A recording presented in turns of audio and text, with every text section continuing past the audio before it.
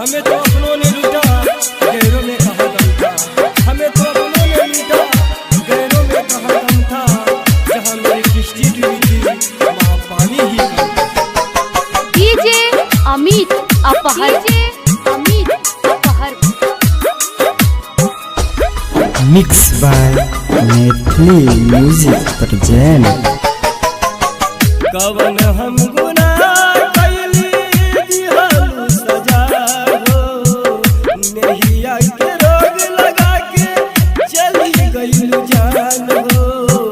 साहब ये कैसे हम जुदाई ये जाने मन, काहे गइल हम के भुलाई ये जाने मन, काहे गइल हम के भुलाई।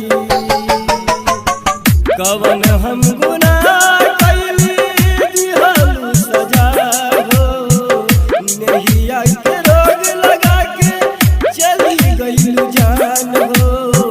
साहब ये कैसे हम जुदाई ये जाने मन, काहे गइल हम के भुलाई ये जाने मन, काहे गइल हम के भुलाई।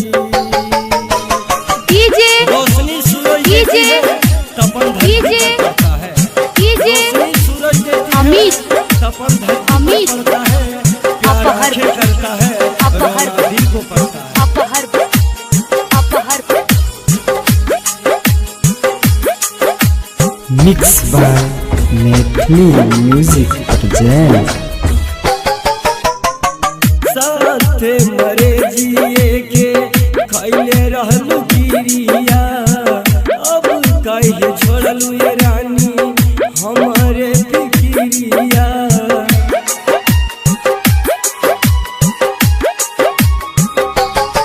ओ साथे मरे जिए के खैले रहलू गिरिया, अब कहे छोड़लू ये रानी हमारे फिकिरिया।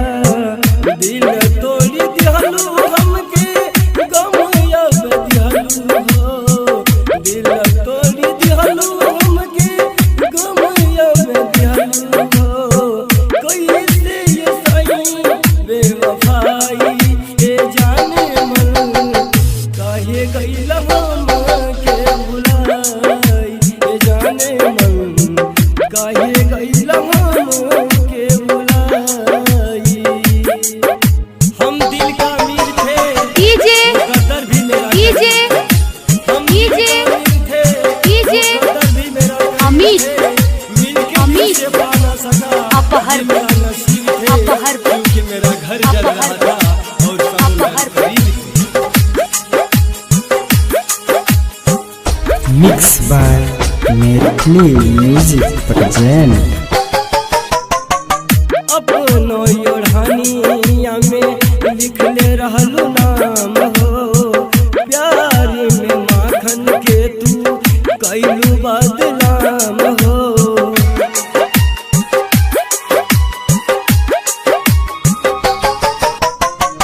अपनो ओढ़निया में लिखले रहलू नाम हो, प्यार में संजय के तू कैलू बदनाम हो।